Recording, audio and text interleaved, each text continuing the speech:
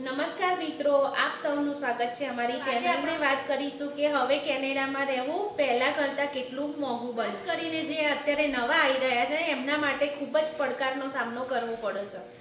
જો તમે કેનેડામાં આવવાના છો કે તમે કેનેડા આવી ગયા છો તો તમારી માટે આ વિડીયો ખૂબ મહત્વપૂર્ણ થવાનું છે. તો હવે કેનેડામાં રહેવું શા માટે મોંઘું થઈ રહ્યું છે એના મુખ્ય ખર્ચ વિશે આપણે વાત કરીએ. તો ફ્રેન્ડ્સ, હવે સૌથી મહત્વની વાત એ છે કે સૌથી પહેલો ખર્ચ કયો? તો સૌથી પહેલો ખર્ચ તમારો આવશે રેન્ટનો. કે અહીંયા આગળ રેન્ટ જે મોટી મોટી સિટીઓ હોય એમાં ખૂબ જ વધી રહ્યા છે. જેમ કે ટોરેન્ટો છે, વેનકુવર છે, આ બધી સિટીમાં અત્યારે 2 BHKનો ભાવ 3000થી લઈને 3500 સુધીનો છે. તો ફ્રેન્ડ્સ, આ તો હતું મોટી સિટીની વાત. પણ અત્યારે હું રહું છું સાસ્કેચવાનમાં સિટી છે સાસ્કાટૂન.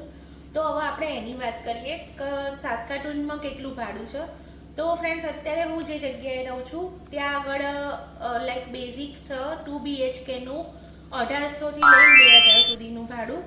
હું અત્યારે નવા એરિયામાં રહી છું, પણ જે જૂની બિલ્ડિંગો છે, જૂનો એરિયા છે, તો એમાં પણ ભાડું 2 BHKનું વધી જ ગયું છે. તો એનું ભાડું છે 1600થી લઈને 1800 સુધીનું. તો અત્યારે બધી જગ્યાએ રેન્ટનો ભાવ વધી ગયેલો છે. અને તમે 1 BHK લેવા જાઓ છો તો 1500થી 1700ની આજુબાજુ તમને પડે છે. તો આ રીતે રેન્ટ ખૂબ જ મોંઘું થઈ ગયું છે અહીંયા આગળ. તો ફ્રેન્ડ્સ, હવે હું તમને વાત કરીશ કે હું જ્યારે 2019માં અહીંયા આવી હતી જ્યારે કોરોના નહોતો એ પહેલાં કેવી સિચ્યુએશન હતી અહીંયા આગળ. તો 2019માં અલ્બર્ટામાં રહેતી હતી. તો અલ્બર્ટામાં 2 BHKનું ભાડું હતું $850 એ વખતે. એ હું જ્યાં રહેતી હતી ને ત્યાંનું રેન્ટની વાત કરું છું. એ બિલ્ડિંગ થોડી જૂની હતી, પણ એમાં એમ કે $850 ભાડું હતું. તો એ વખતે એવું હતું કે જે નવી બિલ્ડિંગો હતી, મેં તમને જૂની બિલ્ડિંગની વાત કરી, પણ જે નવી બિલ્ડિંગ હતી ત્યાં આગળ સારામાં સારું તમે ઘર લેવા જાઓ ને એ વખતે તો $1200ની અંદર તમારું રેન્ટ પૂરું થઈ જતું હતું. 2019ની વાત છે. તો ફ્રેન્ડ્સ, હવે આપણે કરીએ ગ્રોસરીની વાત. તો અત્યારે ગ્રોસરી એટલી બધી મોંઘી થઈ ગઈ છે. તો તમે ખાલી બેઝિક લાવો ને, દૂધ, શાક અને ફ્રૂટ આટલું તમે લાવો કઠોળ સાથે તો આવે છે $150.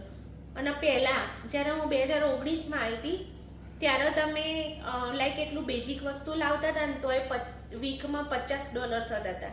અને અત્યારે વીકમાં $150 થઈ જાય છે. આ તો હતી શાકભાજી, વેજીટેબલ્સ એની વાત. હવે કરું તેલના ડબ્બાની વાત. તો હું જ્યારે 2019માં આવી હતી ને ત્યારે તેલનો ડબ્બો હતો $19માં. અને અત્યારે તો $47 એનો ભાવ થઈ ગયો છે. તો તમે વિચાર કરો કે કેટલી બધી મોંઘવારી વધી ગઈ છે અત્યારે. હવે આપણે જોઈશું બેઝિક ખર્ચા. બેઝિક ખર્ચામાં તમારે આવશે કે ટ્રાન્સપોર્ટેશનનો ખર્ચો. તમે નવા આવ્યા હોય એટલે તમારી જોડે ગાડી તો હોય નહીં.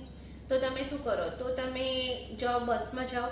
તો અત્યારે તમે બસમાં જાઓ તો બસનું જે પાસ છે એનું ભાડું કેટલું ચાલે છે? તો અત્યારે $80 જેટલું નાની સિટીમાં ચાલે છે. અને જો ઇનકેસ તમે મોટી સિટીમાં રહેતા હોય તો $20 થી $200 જેટલું ભાડું થાય છે મંથલી. અને જો તમે ઇનકેસ તમે બસમાં ના જાઓ અને તમે ઉબર કે ટેક્સી કરો છો તો પર રાઈડનું તમારું ભાડું કેટલું થાય? તો અત્યારે $15 થી $40 જેવું થાય છે. અને ઇનકેસ તમારી જોડે જો ગાડી હોય તો ગાડીનો ઇન્સ્યોરન્સ અત્યારે તો બહુ થતો હોય છે. તો ગાડીનો ઇન્સ્યોરન્સ નાની સિટીમાં તો $120 જેટલો થાય છે. અને તમે મોટી સિટી જેમ કે ટોરેન્ટો બાજુ કેવું રહેતા હોય તો ત્યાંનો તો $500 થી $700 તો ખાલી ઇન્સ્યોરન્સ છે ગાડીનો. અને પછી ગાડીમાં તમારે પેટ્રોલ તો પુરાવું જ પડે તમે જતા હોય તો ગાડીના પેટ્રોલનું કેટલું થાય છે? તો મંથલી $100 ગણી લઈએ તો $100 ગાડીનું પેટ્રોલ અને $120 જેવો તમારો જે પેલો ઇન્સ્યોરન્સ. તો ખાસું કોસ્ટલી થઈ જતું હોય છે. જો તમારા ઘરમાં ઇલેક્ટ્રિક હીટર હોય તો ઇલેક્ટ્રિસિટીનું બિલ આવે છે $300 જેટલું. અત્યારે હું $300 પે કરું છું. પણ જો તમારા ઘરમાં ઇન્ક્લુડ હોય, લાઈક અમુક બિલ્ડિંગોમાં ઇન્ક્લુડ હોય છે હીટર, તો તમારા $100 થી $150ની વચ્ચે વિન્ટરમાં પતી જતું હોય છે. તો આપણે જો વાઈફાઈની વાત કરીએ તો વાઈફાઈમાં અત્યારે $100 થી $150 વચ્ચે એનો ખર્ચો આવતો હોય છે. તો પછી હવે બીજો ખર્ચની વાત કરીએ તો બીજા ખર્ચમાં હવે તમારે આવશે મોબાઈલ ફોન. તો જો તમે ઘરમાં 2 જણ હોય હસબન્ડ વાઈફ તો 2 જણના મોબાઈલ ફોનનો ચાર્જ આવતો હોય છે 150 થી લઈને 200 સુધીનો. તો આ થઈ ગયો તમારો લાઈક ફોનનો ચાર્જ. તો આ તો અતિ બધી બેઝિક વાતો કે બેઝિક ખર્ચાની વાતો. તો હવે જોઈશું આ બધું કેનેડામાં મુશ્કેલ કેમ બની રહ્યું છે. તો અત્યારે નોકરીઓ મળવી ખૂબ મુશ્કેલ થઈ ગઈ છે અહીંયા આગળ, અને પગાર ધોરણ બહુ ઓછું થઈ ગયું છે. જે હતું એના એ જ છે, પણ ખર્ચા અત્યારે લાઈક મોંઘવારી વધી ગઈ છે.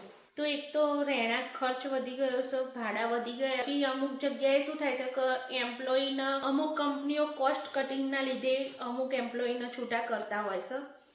તો એ પણ અત્યારે ખૂબ મુશ્કેલ થઈ રહ્યું છે. ટેક્સ વધારે થઈ ગયો છે અને સબસિડી ઓછી થઈ ગઈ છે.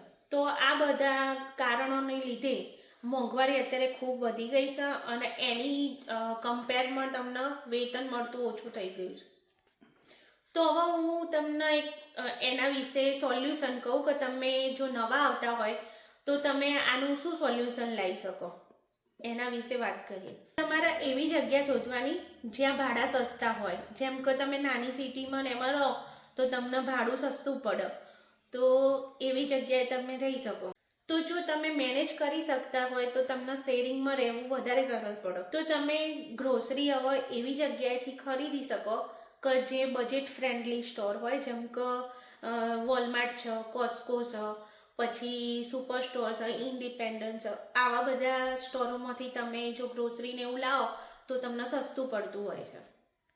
અને જો તમે નવા આવ્યા છો તો તમે પબ્લિક ટ્રાન્સપોર્ટેશન યુઝ કરજો અને ગાડી ટાળજો.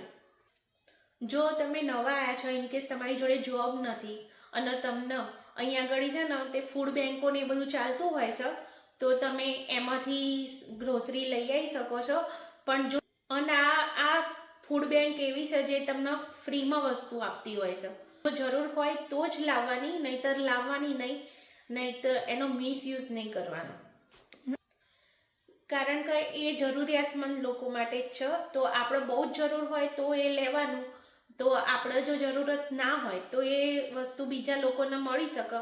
એટલા માટે જો જરૂરત હોય તો જ લેવાનું. તો નવા આવતા માણસો માટે આ બધી તકલીફો ઊભી થઈ શકે છે.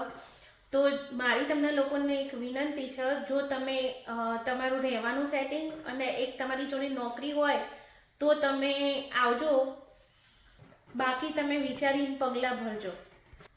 તો ફ્રેન્ડ્સ, આ હતું આપણા ખર્ચા અને જે નવા લોકો આવતા હોય એમને જે પડી રહેલી મુશ્કેલીઓ એ વિશેનો વિડીયો. તો જો તમને આ વિડીયો સારો લાગ્યો હોય તો તમારા કોઈ ફેમિલી કે ફ્રેન્ડ્સ આવતા હોય તો એમને આ વિડીયો શેર કરજો અને સબસ્ક્રાઈબ કરવાનું ના ભૂલતા અને બેલ આઇકન જરૂરથી દબાવજો. તો આવા જ નવા વિડીયો હું તમારી પાસે લઈને આવીશ. તો જો તમને સારો લાગ્યો હોય તો ફરીથી લાઈક, શેર અને સબસ્ક્રાઈબ જરૂરથી કરી લેજો. Thank you.